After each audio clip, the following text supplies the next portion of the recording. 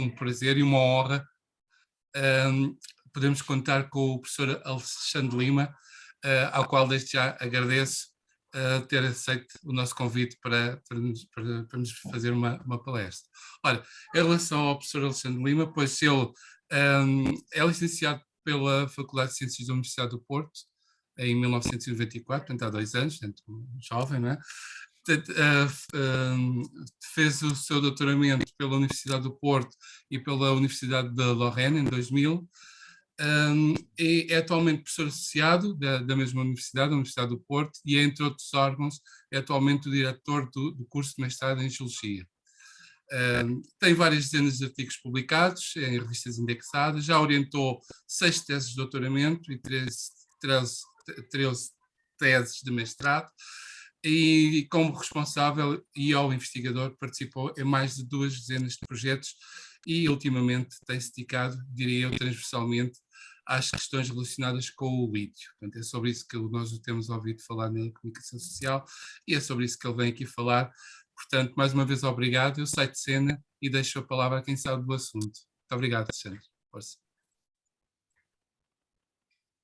Então, obrigado pelo convite, desde já, obrigado pelas palavras.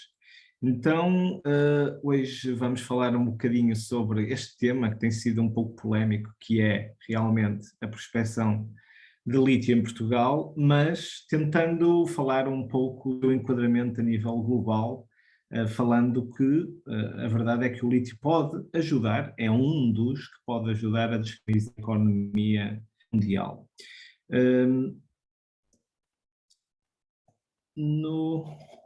Estou aqui a tentar dar slide e não me está a seguir. Parece que sim, consegui mudar o slide. Então, eu costumo ver nas apresentações mais recentes que as pessoas gostam muito de meter um slide sobre o conflito de interesses. Ora bem, eu tenho um conflito de interesses neste caso porque eu sou um utilizador de lítio bastante, vamos dizer, intensivo. Tenho uma viatura destas, como está aqui, hoje de noite esteve a carregar durante o vazio, que é aquela altura mais barata da eletricidade, na qual, como devem saber, a eletricidade é principalmente gerada por energias renováveis em Portugal, principalmente do vento, ou através da parte hidráulica, mas também tenho, nos dias de bom tempo como hoje, por exemplo, vou muitas vezes para a faculdade através de uma bicicleta elétrica, como veem é alugada à Universidade do Porto. O relógio com o qual eu vou controlar o tempo aqui tem baterias de lítio, os nossos telemóveis, os GPS, colunas de som, etc, etc, etc. Todos mais intensivamente como eu, ou menos intensivamente utilizam o lítio, e, portanto, nós temos que o ir buscar a algum lado e é isso que eu vou tentar mostrar. Também é bastante importante falar desta parte. O que vou apresentar, muitos dos slides vêm de cooperação com vários colegas. Tenho que referir, claro, os meus orientadores de doutoramento, que já foi nesta área do lítio, Fernando Noronha, o professor Fernando Noronha e o professor Bernardo Charrois. Também são importantes os meus primeiros 2 estudantes de doutoramento no tema também, o Romeu Vieira, que agora trabalha em prospecção de lítio na Fortescue em Portugal, a Tânia Martins, que está nos Serviços Geológicos de Manitoba, no Canadá, os primeiros alunos de mestrado, os atuais, que alguns trabalham em empresas, outros trabalham em instituições, como a Filipa Dias, que está a fazer doutoramento nos Estados Unidos, agora felizmente está connosco, mas, por exemplo, o David está a trabalhar connosco, fez o doutoramento em Sydney, e agora vai trabalhar, por exemplo, aqui com a Universidade em British Columbia, no Canadá, mas com a orientação da Tânia Martins.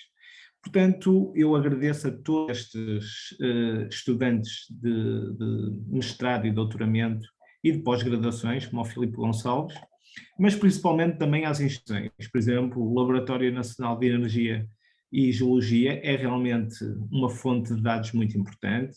Tenho grandes colaborações com várias pessoas nos Serviços Geológicos de Portugal, se eu posso chamar assim. Tenho muitas colaborações com as universidades espanholas, principalmente Bilbao e com a de Oviedo, e os serviços geológicos também franceses, e recentemente tenho trabalhado bastante com os serviços geológicos do Brasil, através do Vinícius Paes e a Mónica Perrota. Muito também importante são os colegas de departamento que trabalham comigo, muitos são conhecidos, estão aqui, alguns pertencem ao ICT como eu, outros já pertencem ao INESC ou ao CIMAR, e algumas colaborações de colegas que têm passado nos nossos laboratórios. Portanto, o que vocês vão ver é muito o resultado de cooperação com vários colegas, e eu tentei trazer aqui o que, digamos, mais interessante que poderia mostrar. Vou dar um enquadramento sobre os projetos, digamos, que temos trabalhado realmente no lítio. Eu vou falar só de um, estes dois que eu vou primeiramente falar são até que já acabaram, como começaram em março de 2018. Este, por exemplo, aproveitou um LIPS, que é um equipamento de análise que permite analisar o lítio. Como sabem, não é tão fácil assim de analisar, é um elemento muito leve, que foi adquirido num projeto europeu que não tinha nada a ver com o lítio, que era o VAMOS, mas que, uma vez que estava no INESC, no nosso Departamento de Física da Faculdade de Ciências do Porto, aproveitamos para começar a criar bases de dados no lítio e começamos a fazer investigação nessa área, com quantificação em testes cegos, utilização de inteligência artificial para avançar na quantificação. Esse projeto já terminou há algumas semanas, este terminou há alguns meses atrás, o LIGHTS, no qual nós estamos responsáveis pela modulação geológica no projeto. Foi onde começamos a desenvolver, digamos, a detecção remota aplicada à prospecção de lítio. Vocês podem obter muitos dados nesta página da internet, eu depois vou deixar no fim essa apresentação, se quiserem ter o link, mas existe um workshop que foi gravado e que está disponível para as pessoas verem os resultados principais, mas foi com esta, digamos, até devo destacar o doutoramento da Joana Fernandes, que se doutorou, que evoluímos para o projeto seguinte, que é o GreenPeg. Antes disso, hoje em dia temos que falar muito na sustentabilidade ambiental associada desde a prospecção à parte da exploração e mesmo da recuperação ambiental de expressões minerais também relacionadas com o lítio. E eu comecei a falar sobre isto num projeto que não era exatamente sobre lítio, mas que cativava a área do lítio, que era o GOL, com os colegas João Pereira e Carlos Almeida, que posteriormente já resultou numa publicação com o Tiago Ribeiro e a Clara Vasconcelos, no qual eu queria já destacar, na licença social para operar desde a investigação até à exploração, precisamos de comunicar melhor. Precisamos de fazer entender as pessoas do que é as necessidades da sociedade e dessa forma logo pedir, digamos assim, consentimento, mesmo para fazer os estudos mais simples que estejamos a fazer. Foi o que resultou desse, digamos, trabalho que fizemos na área sobre o lítio e que temos estado a aplicar já no novo projeto GreenPeg do início, já agora, e tem resultado muito bem. Devo dizer, eu vou mostrar daqui a pouco as zonas de estudo onde trabalhamos em Portugal e funciona muito bem o facto de, desde o início, explicarmos às pessoas o que é que andamos a fazer. Ora bem, este projeto ainda nem a meio vai até ao final de 2024, e no qual, realmente, dada a experiência que adquirimos no âmbito do LIGHTS, devo dizer que foi aplicado na zona de Foscoa, Figueira de Castelo Rodrigo, Trancoso, com resultados bastante interessantes. Foi aproveitado para fazer portanto, são a professora Ana Teodoro, a professora Joana Fernandes, é responsável pela parte da detecção remota de lítio, mas o projeto, claro, foca sobre muitos aspectos, desde a geofísica aplicada à detecção de pegmatídeos dentro dos granitos, dentro dos metasedimentos, os aulos de alteração geoquímica associados a cada um dos pegmatídeos, quer por meios aéreos, quer por drones e, claro, com os métodos tradicionais que são ainda, digamos, muito fidedignos e que nós utilizamos, que eu vou tentar demonstrar também com a ajuda de equipamentos portáteis. Este projeto também tem uma página que podem depois consultar para obter mais informação. A nível europeu eram aqueles que eu estava ali a mostrar. A nível nacional temos também projetos que estão em atividade. É um mineral, tem uma parte que é a componente 7, que é a avaliação dos recursos minerais litiníferos do país numa ótica de valorização total do litopegmatito, com a produção mínima de resíduos. Nós estamos a coordenar cientificamente, mas com a colaboração intensiva do professor António Mateus e da Faculdade de Ciências de Lisboa, vários elementos, e apesar de não ser parceiro, ou melhor, não ser participante, é parceira porque fornece muitos dados científicos a Savannah Researches. Nós temos uma parte só dedicada à parte de satélite, outra dedicada à aplicação de drones, que é um professor da Engenharia Geográfica, José Alberto Gonçalves. Da parte da minologia vem que é o professor Miguel Gaspar da Universidade de Lisboa, o professor Rui Moura na área da geofísica, o professor António Mateus, interpretação estrutural, etc. Eu vou tentar mostrar alguns dos resultados que já existem, ou do projeto nacional. Aquele é na área da prospecção, este é mais já de tratamento de minérios, que é o CAVALI, Cadeia de Valor do Lítio. Ele é coordenado pela Faculdade de Engenharia da Universidade do Porto, o Serena, através do professor Fiusa. Tem outros parceiros como a Mota Mineral, através da Felmica, o próprio LENEG, juntamente a Faculdade de Ciências do Porto com o INESC, que estão responsáveis pela caracterização de materiais e validação por LIPS para toda a cadeia de valor do lítio, desde a pressão até ao tratamento de minérios, porque muitas das análises já fazemos no terreno com equipamentos portáteis que eu vou tentar mostrar. Pronto, este mapa aparece aqui de repente só para explicar. Enquanto que os projetos anteriores estavam na zona de, vamos de Trás-os-Montes oriental, na zona ou até já da Beira Alta, Trancoso até Foscoa, nós, no caso destes projetos, estamos a falar na zona do Barroso, como devem ouvir falar, é a zona com mais interesse de lítio em Portugal, tem realmente muitos pegmatitos com potencial, e nós, na área de estudo que mais trabalhávamos, decidimos dividir esta parte azul para o Green Peg e a parte vermelho para o I9 mineral. Portanto, uma mais na área da Savannah, esta, a da Goia, mais na área da Felmica, que tem aqui uma concessão perto da Goia. Eu vou falar um bocadinho mais sobre a geologia daqui a pouco, mas era para tentar explicar que cada um dos projetos, por exemplo, o Cavali trabalha com minérios de lepidolite da zona da Guarda, principalmente. Nós tentamos distribuir os projetos de maneira a cobrir todo o potencial de lítio em Portugal, que, como todos já devem saber, está principalmente ligado aos pegmatitos. Agora que expliquei o enquadramento da minha investigação na área do lítio, vou chamar a atenção então para esta parte da economia. Sem esquecer que realmente estes projetos permitiram adquirir muito equipamento, nomeadamente, por exemplo, um analisador de campo de LIPS, que permite a análise do lítio e todos os elementos químicos, berílio, de número atómico baixo, até um espectroradiômetro. Só em investimento dos contribuintes, como eu costumo dizer, estão aqui mais de 100 euros de investimento.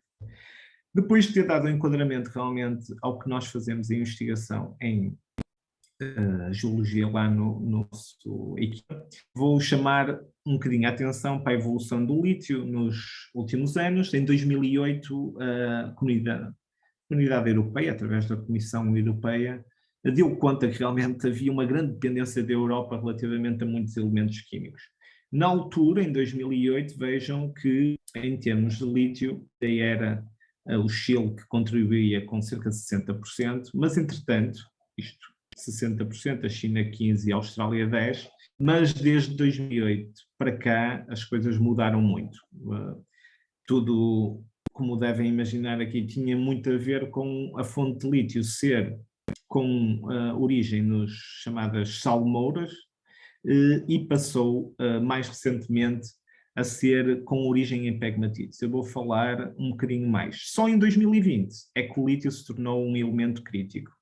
Era referido já nos relatórios de 2008, mas não constava na parte dos críticos.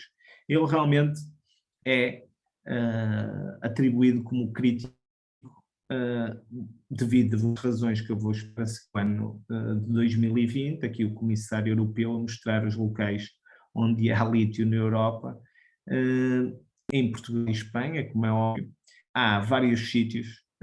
Tem-se falado muito de o potencial de Portugal poderá não ser tão grande como outras zonas da Europa, ou que tem mais dificuldades do que outras zonas da Europa.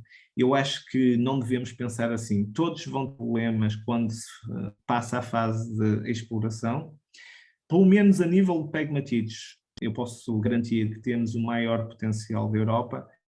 Outras áreas, como por exemplo o lítio de origem de bacias sedimentares, como por exemplo na Sérvia, devem estar a par que o projeto está parado e tem um grande problema social para resolver, ou até mesmo alguns que são de geotermia, de origem lítio em geotermia, na Alemanha, também estão com problemas derivados a também questões sociais, porque a geotermia intensiva, a bombagem pode estar ligada a microtremores de terra.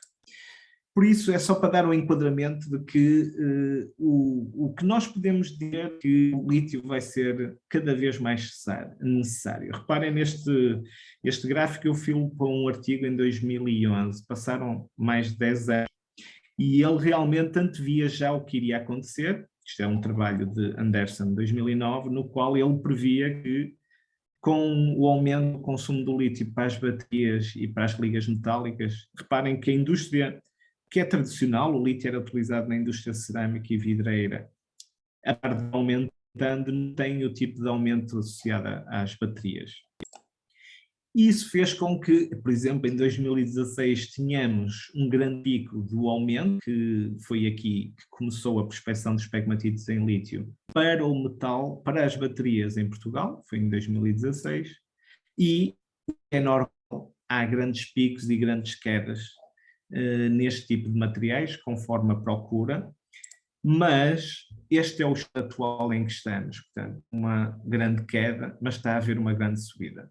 Tanto que, só para dar um enquadramento, uma tonelada de spodumena, concentrado de spodumena, para ser aplicada na transformação de hidróxido de lítio, principalmente, mas também carbonato de lítio, ter chegado neste momento aos valores de 5 mil euros por tonelada, quando há cerca de 2 anos estaria nos 500 euros por tonelada. Portanto, é um aumento muito significativo. Isto tem tudo a ver com o facto de a procura de baterias, não só para os carros elétricos e para outras atividades que a gente vai já ver assim. Portanto, eu vou dar como referência, eu tenho estado a utilizar sempre a Fastmarkets como fonte de dados para prever o que é que está a acontecer nos mercados para a procura e o gasto das matérias-primas do lítio. E, como veem, eles só previam problemas em 2023, no qual a procura ia fortemente ultrapassar a capacidade de fornecimento, mas enganaram-se, digamos assim, um pouco, porque esse déficit começou-se a sentir mais cedo, já em 2021 e continua em 2022. Nesta revista saiu a evolução, vejam, é o que eu estou a tentar mostrar. Anteriormente, 2005, 2010, era para a indústria cerâmica e vidreira que eram gastos a maioria dos recursos de lítio, desde 2020, que claramente é para as baterias. Mas que tipo de baterias? E antes ainda este diapositivo que eu tirei de uma apresentação recente, no qual vê que de onde é que, portanto, ou melhor, onde é que são utilizadas as baterias ou melhor, o lítio em 2015, lá está, indústria cerâmica, e já as baterias começavam a ganhar. De onde é que eram as fontes? Era principalmente já da Austrália, e portanto não há salmouras na Austrália. Isto quer dizer que o lítio tem origem nos pegmatitos e começa a ganhar à parte das salmouras. Em 2020 já é claramente superior à procura de matérias-primas para a transformação em hidróxido e carbonato de lítio através dos pegmatitos, não só da Austrália, da China e de outros países que começam a surgir como produtores de concentrados de minerais de lítio. E já agora, em termos de reservas, o que está pensado nestes anos 2017 é que o Chile é quem tem as maiores reservas, seguido da China, Argentina, ou seja, da Austrália, apesar de ter um valor mais baixo, é de onde está a vir o esforço todo neste momento de fornecimento de lítio para a indústria das baterias. E claro, Portugal depende da situação. Portugal tem desde 0,5% a 1%, como vamos ver nos mais recentes gráficos a nível mundial das reservas, ou melhor, da produção neste momento atual de lítio.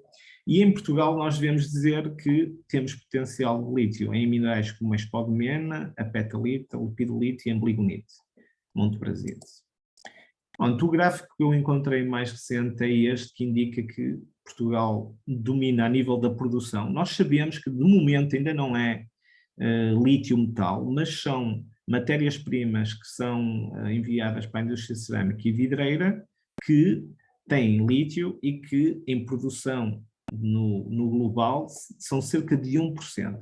Mas retomando o tema que eu estava a dizer, vejam como a Austrália está já a ultrapassar a produção de lítio, e aqui sim, nitidamente já como fonte para a produção de hidróxido e carbonato de lítio, que ultrapassa já a Argentina e o Chile juntos, que são as principais fontes para salmouras, 22,8%, 30%, enquanto que a Austrália já está em 49% de produção.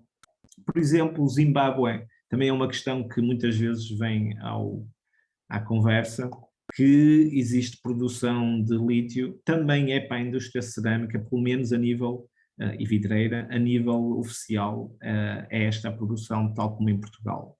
Mas pode ser que muito futuramente, tal como em Portugal, possam contribuir também para esta procura para a indústria de produção de baterias de lítio.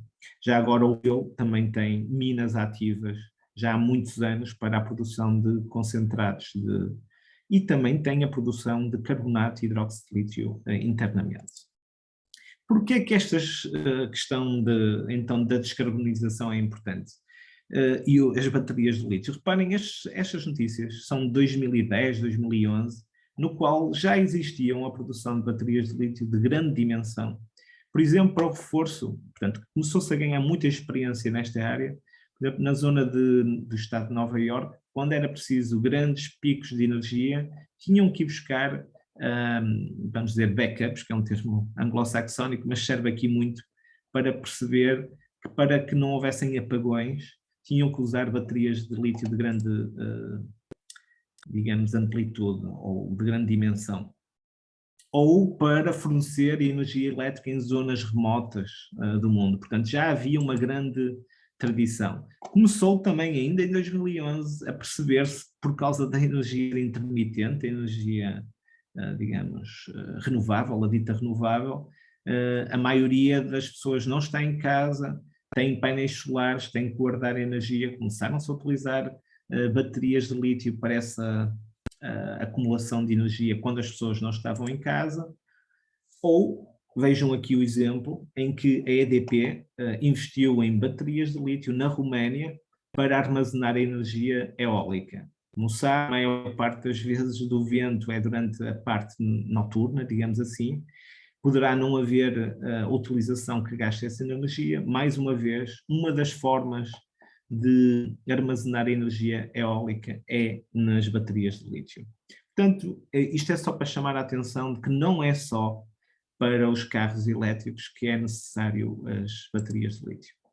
E eu costumo sempre deixar esta situação, mesmo no futuro, para a descarbonização, vamos ver se ainda vai a tempo, existe aquilo que se chama a indústria nuclear de fusão, contrária à atual de fissão, é uma que tem muito pouca radioatividade associada, quando for conseguida com sucesso, e, para além disso, os resíduos radioativos são apenas por alguns anos e não como a gente sabe, milhares de anos, como a de fissão.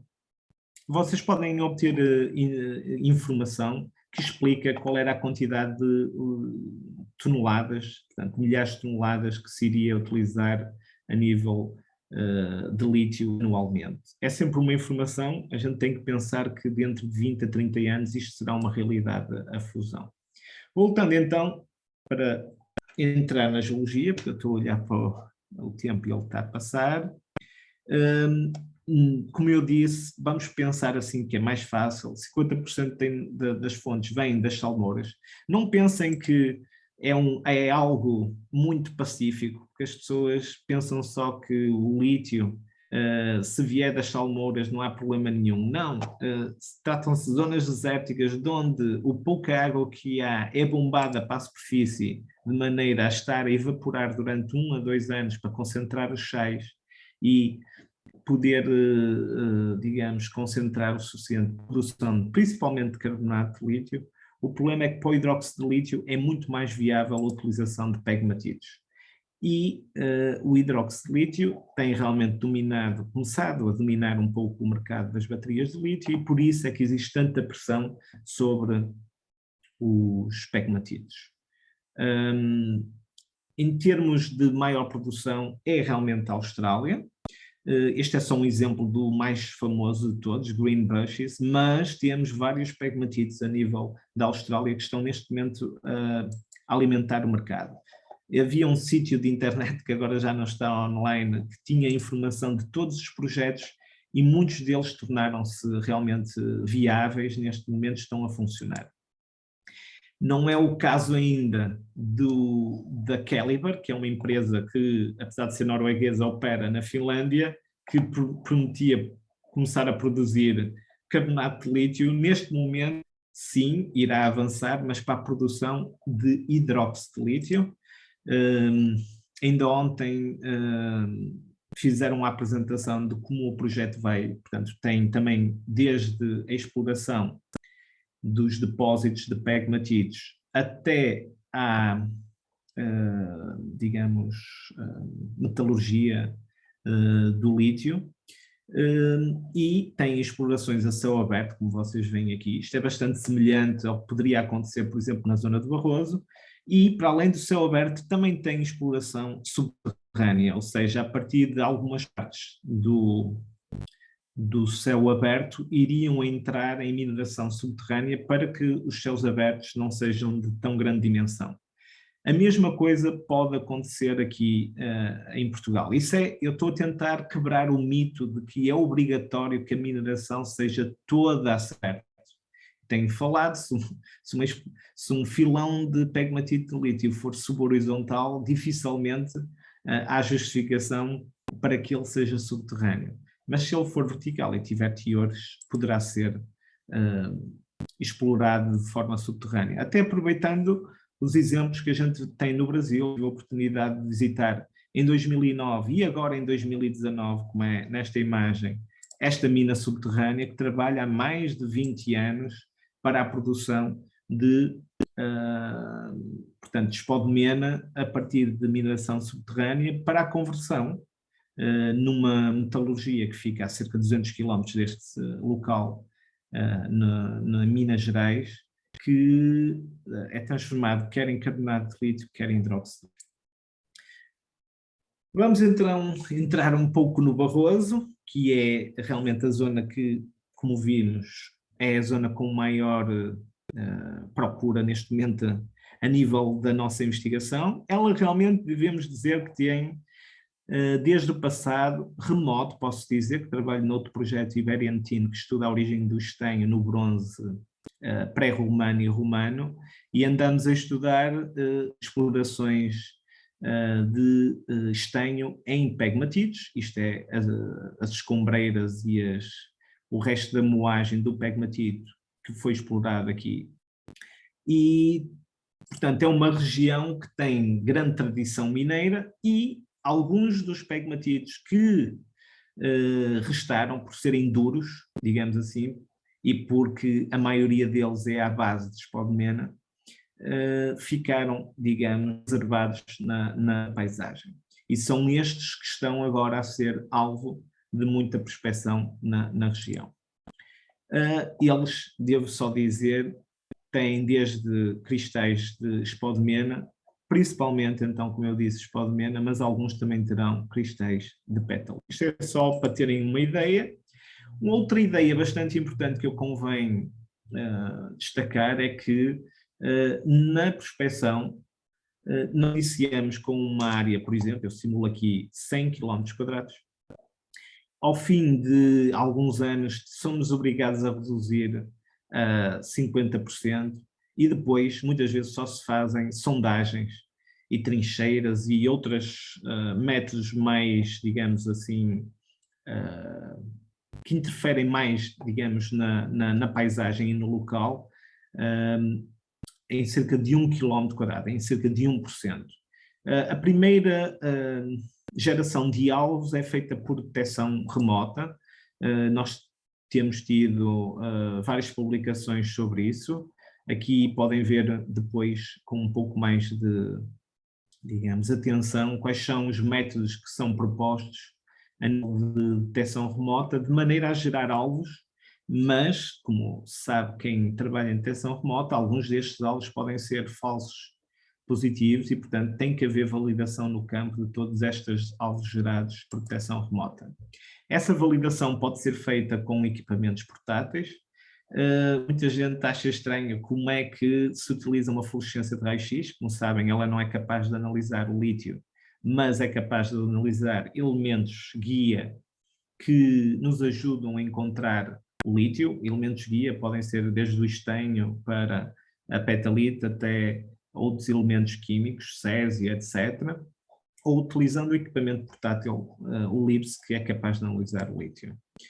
Os métodos tradicionais têm que ser, a partir do momento em que a gente identifica os minerais e sabe quais são, é preciso quantificá-los. Isso pode ser feito através destes exemplos que temos aqui de o chamado roço tradicional ou amostra em canal, e eles vão ter ou trincheiras. Isto é umas imagens de 2004, 2005, onde havia prospecção de lítio na zona de Barroso para a indústria cerâmica, e vê-se que nos, digamos, imagens aéreas ficaram as cicatrizes de trincheiras que foram abertas, que depois foram repostas com a mesma terra que estava aqui, fica cicatriz. Mas elas são verdadeiramente pontuais. Ao fim de um ano, 2, eu tenho mostrado vários exemplos, porque eu acho que é importante mostrar. A prospecção para a cerâmica foi feita em 2004, passado 2 anos praticamente não se vê, e vocês podem atestar isto quando vão utilizar uma ferramenta que toda a gente conhece, que é o Google Earth. Há vários exemplos a mostrar isso, zonas que nunca tinham sido exploradas, ou melhor, que foram exploradas e que passaram a ser praticamente inexistentes. Agora, é claro que, ao contrário do que alguns colegas acham e que chamam erradamente um paliteiro, para nós fazermos a prova de que existem recursos em profundidade, só há uma maneira ainda, é fazendo sondagens, e é preciso fazer muitas sondagens. Só se fazem quando se há certeza bastante significativa, porque é gasto muito dinheiro em sondagens e análises. Eu posso dizer que foi um projeto que, para não falar de um que está ativo no ponto de vista, a empresa não está cá, que foi a Dakota Minerals, que depois mudou para Novo Lítio, gastou cerca de 4 milhões de euros na zona do filão de Cepeda, em Montalegre, para fazer os recursos serem medidos, digamos assim. Isto agora, eu estou a ver o tempo a esgotar-se, vou adiantar. No microscópio tem diferentes aspectos, a spodumena e a petalite, vou utilizar aqui umas imagens mais recentes. Esta só serve para explicar que, segundo o modelo mais clássico, digamos assim, o aparecimento de spodumena aparece em pressões mais altas do que os filões com petalite. Mas a verdade é que em alguns, e isso é um problema que tem que ser, digamos, estudado quando andamos a fazer o estudo de um pegmatito, é se ele tem o lítio todo sob a forma de um único mineral, que é a spodumena, que é o ideal. Felizmente existem casos como esse no Barroso, o filão grandão, ou em que só existe um mineral responsável pelo lítio, mas há outros em que, para além da spodumena, por exemplo, existe petalite presente. E, portanto, nós quando olhamos para uma análise de lítio não podemos pensar que ela irá toda traduzir-se em mineral spodumena. Eu não vou perder aqui muito tempo, vou falar das novas formas de analisar então o lítio que nós temos andado a utilizar. O equipamento portátil também se pode usar em laboratório para fazer uma pastilha com a moagem do pó da amostra e começarmos a obter valores que são semi-quantitativos do lítio. Podemos distinguir em laboratório, ou até no campo, se ligarmos a um computador, o que é que são picos típicos de uma petalite e de uma spodumena. É claro que o da spodumena tem tendência a ter o teor em lítio superior ao o teor em lítio da petalite. E temos estado a utilizar também para distinguir aquilo que é típico por exemplo, no projeto Cavali. Esta é uma amostra do Brasil, em que é de maior dimensão, mas testemunha o que se vê depois em microscópio para os minerais de Portugal, que é uma auréola mais rica na bordadura de uma zona mais interna, que é menos rica em lítio. Isso tem sido feito não só em microscópio, ou melhor, em equipamento portátil. Aquele equipamento, houve aqui uma falha na passagem, mas a zona mais rica em lítio, da zona menos rica em lítio, temos estado a fazer testes de maneira a calibrarmos o equipamento. O de bancada que estamos a utilizar na Faculdade de Ciências, juntamente com o INESC. A catodolescência também é outra ferramenta que se pode utilizar, porque alguns minerais, como por exemplo a petalite, praticamente é muito fácil distinguir da spodumena, que tem digamos, uma catodolescência em vermelho, normalmente contrária à azul escura da petalite, e também dá, como veem, para outros minerais. Por exemplo, a lepidolite tem uma forte catodolescência.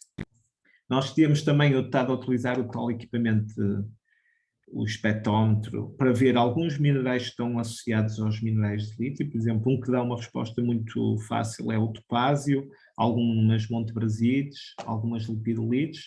Tudo isto é cruzado com a difração de raio-x. Exemplos de também a utilização de microscopia para determinação de qual é que são os valores de minerais presentes. No caso, no grandão, nós só temos spodumena como um mineral de lítio, esse é praticamente só spodumena, e temos andado a fazer o cálculo, qual é que é a quantidade de spodumena que teremos em amostras que são representativas. Isto é só para explicar o grandão onde é que fica, aqui na zona do Barroso, e o outro filão que está a ser neste momento explorado para a indústria cerâmica, porque está dentro da concessão da mina do Barroso, e ela neste momento está concessionada para a indústria cerâmica e vidreira, portanto continua a sua exploração para a indústria cerâmica e vidreira no NOA. É só para explicar. Também temos feito alguma modulação em 3D, reparem aqui, este é um corpo que nós entendemos que poderá ser constituído por dois, um subhorizontal e um subvertical, utilizando software Leapfrog. Portanto, eu tinha trocado aqui o slide, é para explicar que cada um dos furos de sondagem, chamada reverse circulation, permite-nos ficar com um pequeno testemunho de uma amostra que depois podemos levar ao microscópio e ver a quantidade de minerais de lítio, não só o teor em lítio, como aqui está, mas sim também a quantidade dos minerais de lítio que estão presentes em cada um desses metros de sondagem, e aqui sim está a imagem, está repetida. E, por último, porque eu estou a ver aqui o tempo e gostava de deixar algum espaço para algumas perguntas eventuais, estamos a fazer também a utilização de equipamentos os drones. Porquê é que surgiu esta necessidade, ou melhor, ideia de aplicar os drones? Isto são o caso do NOAA, a modulação, o recorrendo ao Leapfrog, para ver que apesar de ele estar a ser utilizado para a indústria cerâmica, o teor em lítio, a partir de 1%, já tem interesse para transformar-se, para gerar concentrados para a indústria das baterias, portanto, para ser transformada em hidróxido de lítio, por exemplo. A grande maioria do filão NOAA já tem essa capacidade, mas neste momento ele está a ser utilizado na indústria cerâmica porque é essa a licença que está ativa no momento na mina do Barroso. Estava a falar aqui um bocadinho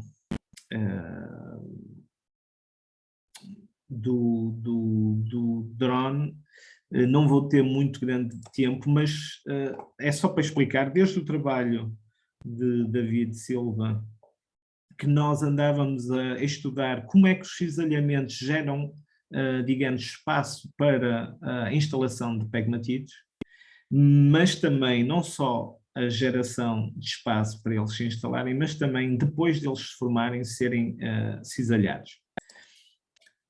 Neste trabalho que falhou aqui, que é retirado dos trabalhos da Cota e da Novo Lítio em 2017, 2018, também os geólogos da altura começaram a ver que haveria cores que gerariam espaço para a instalação dos pegmatitos. E nós, com esta ideia, adquirimos também, com o financiamento, um drone com a capacidade de lidar. E vejam um exemplo. Isto é um lidar aéreo que foi feito para o Instituto de Conservação da Natureza e das Florestas, em que, para estudar as florestas daqui do norte de Portugal, isto é a zona de Vila Pouca de Aguiar, foi feito um tratamento por nós para retirar a vegetação e aquilo que já se sabia, existem explorações de pegmatitos com estanho que foram explorados no passado, e o que a gente está a ver aqui como linhas negras são, digamos, aquelas ocos resultantes da exploração. Nós, nos levantamentos de drones, já tínhamos reparado que eles tinham padrões que poderiam obedecer à formação através de cisalhamentos. É claro que uma coisa é medido por um avião, como foi pelo Instituto de Conservação da Natureza, para cobrir grandes áreas, e a mesma coisa é feita com o equipamento que adquirimos, que permite ter grande detalhe. Em termos de o que é que nós vemos? Para além de podermos ver a instalação, podemos estudar os cisalhamentos que afetam os filões após a sua instalação. E com isso verificamos, por exemplo, nitidamente que alguns estão a ser cisalhados por cisalhamentos direitos que se podem observar, quer à escala macroscópica, quer à escala microscópica, como são estas imagens que estamos aqui a ver para o caso do filão CHN3. Eu penso que, de maneira a respeitar o que tinha pensado, vou só deixar esta ideia. Neste momento já existe a exploração de pegmatitos com lítio, porque só porque eles têm lítio é que são explorados para a indústria cerâmica e vidreira. Há mais de 10, alguns casos 15 anos que já existe a exploração. Eu, com o colega Rui Moura, portanto, vai sair proximamente um trabalho sobre a análise das águas e da resistividade. São métodos geofísicos e análises geoquímicas para demonstrar que não existe lixiviação de metais pesados nesta zona ao fim de 10 e de 15 anos. Portanto, estas explorações não têm qualquer, digamos, nas águas problemas. E, portanto, eu penso que é possível, se for feito e bem feita, fazer não só prospecção, mas futuramente poder haver exploração de lítio nestas zonas do país. E pronto, obrigado pela atenção e deixo então algum tempo para algumas possíveis perguntas que possam ter sobre este assunto. Obrigado pela atenção. Muito obrigado, Alexandre. Não sei se alguém gostaria de colocar alguma questão. Se pretenderem fazê-lo, podem pôr a mão no ar e nós daremos a palavra, ou então colocar a vossa questão no chat e nós transmitimos ao professor Alexandre Lima. Portanto, está aberta a sessão de discussão.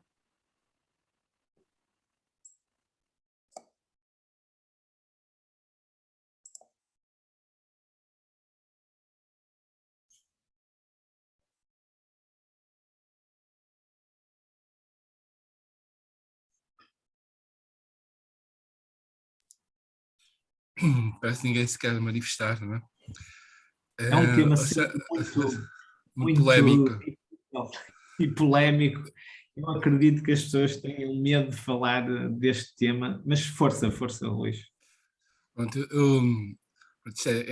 para mim é um mundo mais ou menos conhecido, não é? Não sendo a minha área, é conhecido.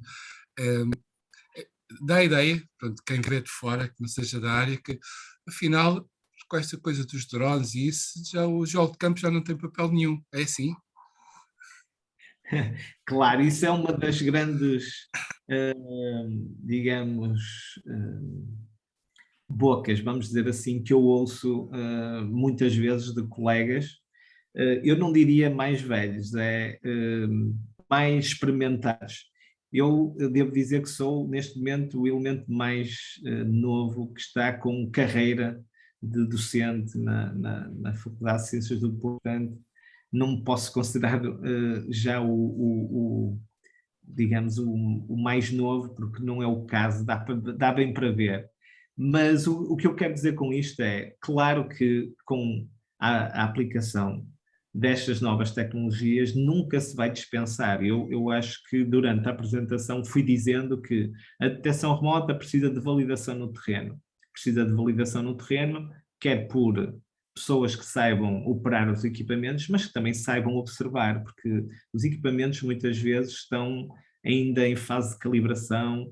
Nós precisamos ainda da observação humana para validar muitos dos aspectos que, por exemplo, da detecção remota. A nível de satélite, queria eu dizer, a nível também da utilização de drones, não há dúvida que eles ajudam-nos muito a preparar o trabalho de campo, que, olha, ainda no âmbito do Inove Mineral, temos uma saída prevista ainda em abril para trabalhar sobre a parte estrutural de um dos filões de pegmatite de lítio do Barroso e para preparar o trabalho de campo para que todas as observações sejam bem marcadas na topografia. Tivemos que fazer um levantamento de pormenor dos drones com um lidar que posso-vos dizer que dá a precisão da altitude de alguns centímetros, quer em, digamos, espacial, quer em altitude. Portanto, isso vai nos permitir que quaisquer que as observações que vamos ter que fazer no terreno possam ser verdadeiramente marcadas no local correto e com uma cartografia à escala 1:100, 1:500. Portanto, não está de modo nenhum dispensada a utilização de giros. Claro que sim, é uma provocação, nós sabemos. Temos aqui uma questão da Ana Karina Veríssimo. Ela pergunta, em termos de potencial de spodumene em Portugal, na sua opinião, quais seriam as zonas de maior potencial e qual a sua visão das mesmas na integração da pesquisa e prospecção de lítio? Ela agradece, obviamente, a apresentação, que acha que foi muito boa. Pronto, obrigado. Eu acho que isto, pronto, não tem grandes segredos no que toca à spodumena. O grande campo que tem maior quantidade de spodumena é o chamado Barroso-Alvão, que vai desde as serras de Barroso até Alvão, engloba Ribeira de Pena, Vila Pouca da Guiar, e não só, como se ouve falar, em Monte Alegre e Boticas. Portanto, se calhar há muito mais potencial em Rio da Pena e Vila Pouca da Aguiar, o que não há é prospecção feita com sondagens nesses municípios, porque, relembrando um aspecto que estamos realmente sempre a falar, mas infelizmente o chamado leilão do lítio ainda não apareceu, está prometido, há de aparecer, penso eu, mas infelizmente não engloba no leilão esta zona de Barroso. Portanto, em termos de Expo de Mena, a zona com maior potencial é o Barroso. Mas existe também Expo de Mena, por exemplo, na zona de Vieiros Seixoso, que é uma zona que também poderá ter potencial porque tem esses minerais, a Expo de Mena, mas no qual, digamos assim, é preciso fazer muita prospecção, porque não está feita de modo nenhum. Outras zonas que têm menos, por exemplo, a zona de Foscoa, Barca d'Alva, onde existem algumas ocorrências, mas que são raras, algumas até estão dentro do parque, quer seja arqueológico do COA, quer seja do Douro Internacional, e não poderão ser possíveis de desenvolver. Já não falamos da Serra d'Arga, onde era raríssima de encontrar a Expo de Mena, mas que também foi, digamos, retirada do tal futuro leilão que a gente está sempre a falar. Portanto, relativamente à Expo de Mena, eu diria que é aqui o maior potencial nestes locais que eu fui falando, mas eu talvez tenha realmente, neste tempo, pouco tempo que é possível utilizar nestas apresentações, desprezado um pouco, por exemplo, a lepidolite, mas no âmbito do Cavali, a lepidolite é tida em conta como uma fonte credível de a possibilidade de transformar em hidróxido de lítio. Ela está a ser feita já no estádio piloto, digamos assim, em experiências de grande dimensão já, com plantas piloto, com lepidolite, e existe potencial de lepidolite em Portugal, não só nos pegmatídeos, mas também nas rochas encaixantes. O exemplo de Cáceres, que ainda esta semana eu vi uma apresentação, devem ouvir falar do projeto, que é um projeto de lepidolite em xisto, que em Cáceres começou, como sabem, Cáceres é património mundial, é uma cidade de património mundial, que a 1 quilómetro tem um jazigo de lepidolite. E começou por se propor fazer a exploração dessa lepidolite em céu aberto, mas como era muito próximo da cidade património, é uma cidade património mundial, teve que ser passada, e então neste momento para exploração só subterrânea. Portanto, há de ser um filão, ou uma massa de lepidolite aflorante, ela vai ser toda subterrânea, é assim proposto, para que haja o mínimo de impacto. E porquê? Porque realmente os teores e os valores do preço do lítio chegaram a valores muito altos e prevê-se que continuem em valores muito altos nos próximos anos, que permite que se pense em mineração subterrânea para filões também de lepidolite e eventualmente de outros minerais que de momento ainda não está provada a sua possibilidade de aplicação industrial, como por exemplo a petalite e a amblinite. Não sei se respondia a tudo. Acho que sim. Muito bem. O valor de um recurso depende essencialmente da sua disponibilidade e da necessidade de utilização. Não é? Portanto, eu lembro que há casos que se explora em subterrâneo materiais para agregados. Não é? Em Portugal seria quase impensável, não é? Mas pronto, é mesmo assim. Quando nós falamos de toda esta celeuma e da problemática à volta dos recursos, nós dizemos que um projeto irá avante se houver condições para tal. E esse pode ser uma condicionante. Portanto, se o custo do produto suportar todas essas exigências, então, e no caso falaste agora muito bem desta exploração subterrânea em Cáceres, não é? Então poderá avançar. Mas tem que ser validado por todas em todas as fases, não é? É mesmo claro, assim. eu só para eu não foquei muito isso, mas eu vou dar isso nas apresentações públicas que tenho tido a oportunidade de ter. Nós, para explorarmos um depósito na Europa, temos que ter claramente a aprovação não só ambiental, que sabemos todos que temos das melhores e mais rigorosas regulamentos e leis de proteção ambiental do mundo, na Europa, mas não chega a isso, tem que haver uma aprovação social e, portanto, sem essa aprovação social, dificilmente se vai conseguir fazer uma exploração de lítio na Europa. Veja-se o caso, abordei rapidamente, da Sérvia, onde um depósito que ia avançar com um investimento de 2,4 milhões de dólares, portanto 2,4 mil milhões de dólares na Sérvia, por causa da falta de aprovação social, ficou interrompida durante pelo menos alguns anos, se não mais de uma década, por não haver aprovação social. Portanto, para o bem e para o mal, digamos assim, a exploração de recursos, se a quisermos ter controlada, se a tivermos dentro da Europa, teríamos a capacidade de controlar todo o aspecto, digamos, ambiental e societal, digamos assim, de maneira a garantir que é tudo feito segundo as leis.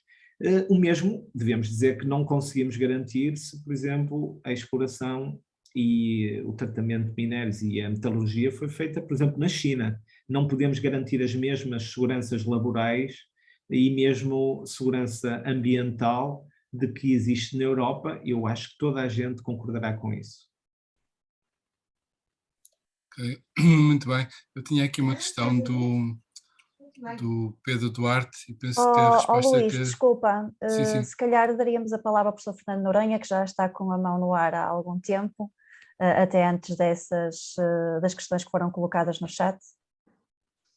Por acaso já estava cansado de estar com a mão no ar. Peço desculpa, professor, é que não estava no meu campo de visão aqui do ecrã. Portanto, eu quero felicitar o Lima pela apresentação que fez e, ao mesmo tempo, fazer um comentário à intervenção do Luís Lopes, que perguntou se os geólogos servem para alguma coisa. Os geólogos devem servir se efetivamente forem geólogos. E aqui põe-se um problema de saber o que é um geólogo de prospecção e se a prospecção se pode fazer sem ir ao campo. Uma daquelas bocas que o Lima estava a mandar, com certeza também era em rasbés para mim, mas eu estou de acordo que os tempos mudam, as técnicas avançam e devemos aproveitar todas as técnicas que estão ao nosso alcance. É evidente que quando eu fiz a cartografia daquela região, com o pai do Lima, só tínhamos como maior tecnologia a fotografia aérea. E isso já era uma grande ajuda, porque inclusive nos mostrava os sítios para onde a gente podia ir, porque não havia mais nada. Agora, põe-se a questão, porque é que o Barroso é tão badalado?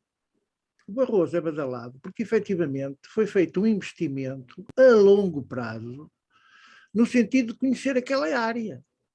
E, portanto, se formos comparar o Barroso com todas as outras áreas que existem no país, o Barroso é aquela em que foi feito o maior investimento em termos de conhecimento. E, por isso, estas coisas não nascem por obra e graça. Estão agora a fazer leilões e a fazer essa treta toda. E quando é que aparecem os resultados? É evidente que todas estas novas tecnologias nos podem aumentar o rendimento de trabalho ao geólogo prospector, mas não substitui o geólogo com o martelo na mão e a andar a ver as coisas onde elas estão. Pá. Isso ninguém passa da cabeça.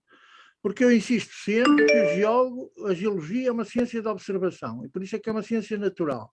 E por isso tem que ser vista com uma coisinha que Nosso Senhor nos deu, que são os olhinhos, que às vezes tem que ter umas próteses, mas temos que saber utilizar. Há quem também utiliza o cheiro. Pronto, está bem, podem utilizar o cheiro. Mas tem que ir ao campo. E, portanto, um geólogo sem ir ao campo não é, como eu dizia, um ortogeólogo. É uma coisa, não é? Pronto. Isto para responder acerca da geologia.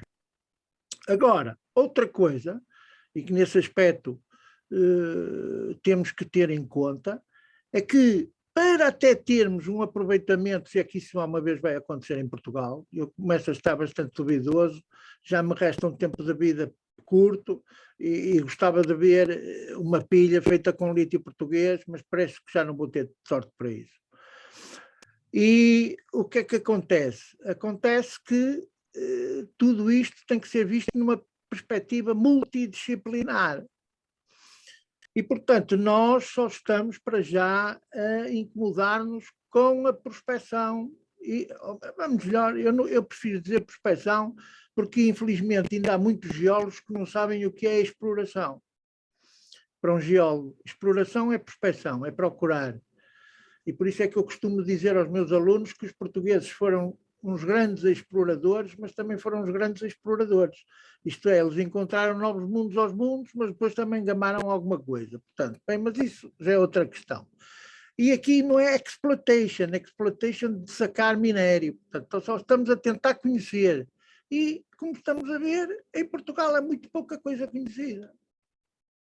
Porque depois, lítio, fazem análise, 3.000 ppm de lítio, aí encontramos um jazigo. Ai, mas este lítio afinal está num mineral que não posso explorar. Ou este lítio não posso sacar. Como é que é isto? Era a mesma coisa de um gajo que encontrou milhares de ppm em estanite que não servia para nada. Porquê? Porque tinha que ser calcitrite. Por isso, há uma coisa ajusante, que é na realidade, e que eu também estou a ver com com muitos problemas em Portugal, que é o processamento de minérios. O processamento de minérios e a mineralogia. Porquê? Porque isso já implica conhecimentos de mineralogia e saber como é que se vão tratar essas coisas. E como o Lima sabe, há um grande problema relacionado com isto, porque podemos ter muitos altos teores de lítio e podemos ter poucos teores de lítio recuperáveis. E o minério exige que isso seja uma realidade, isto é, que o lítio seja explorável, ou que seja aproveitável. E por isso é o grande problema, porque é que não há procura da espodumena? E a espodumena é rara, pois é. E porquê é que a petalite? Isso agora já são outras questões entre mim e o Lima, não vale a pena estarmos aqui. E porquê é que a petalite só dá para fazer panicos? Prontos. E porquê é que só dá para a indústria cerâmica? Porque era boa para a indústria cerâmica. Porquê? Porque até se encontrar bons processos de processamento de minérios que consigam concentrar a petalite, ainda vai demorar muito tempo. E isso já se conseguiu alguma coisa para a espodumena e alguma coisa para a lepidolite. Mas lá está, são precisos grandes investimentos. É preciso que hajam projetos de investigação com lavarias piloto para explorar isso a pequenas escalas. Pronto, não falo mais, pá. O que ainda vai dar muito a falar e boa sorte para aqueles que acreditam que Portugal pode vir um dia a explorar qualquer minério. Obrigado, professor. Muito obrigado por estes comentários sempre válidos. Obviamente, eu também sou dos que acham que sem campo não há geólogo, né? Não há geólogo sem campo, é fundamental. Né? Ora, para terminarmos, eu gostava de um comentário do Alexandre e depois, pronto, como já estamos dentro do tempo, terminaríamos de seguida. Obrigado. Só agradecer as palavras do professor Noronha. Ele sabe perfeitamente que eu estou de acordo com ele relativamente a esses aspectos que ele falou e pronto, agradecer a possibilidade de ter falado sobre este tema. Eu acho que este tema vai continuar na atualidade porque nós temos de ter consciência que os países, para serem sustentáveis, e eu falo dos países até os continentes, no caso da Europa, para ser sustentável, tem mesmo que se tornar mais independente em termos de tudo. Uma das coisas é também nas matérias-primas. Ainda agora se viu que se era fortemente dependente energeticamente, é um problema para toda a sociedade. E nas matérias-primas vai ser igual. O caso do lítio, felizmente, existe dentro da Europa e no caso de Portugal também. Acho que devemos aproveitar esta oportunidade. era essa a nota que eu deixaria. Muito obrigado, Alexandre, mais uma vez. Olha, eu passo a palavra à Mónica para concluirmos então a sessão. Obrigada, Luís. Agradeço também ao Alexandre Lima pelo facto de ter estado hoje connosco a partilhar os seus conhecimentos e também aos outros intervenientes, o professor Fernando Noronha, e também às questões que foram colocadas aqui no chat. Obviamente não houve tempo para responder a tudo, mas depois, se o Alexandre concordar, eu enviava-lhe as questões e depois ele, se tiver a amabilidade de responder, depois o enviamos às pessoas. Queria então agradecer mais uma vez a vossa presença.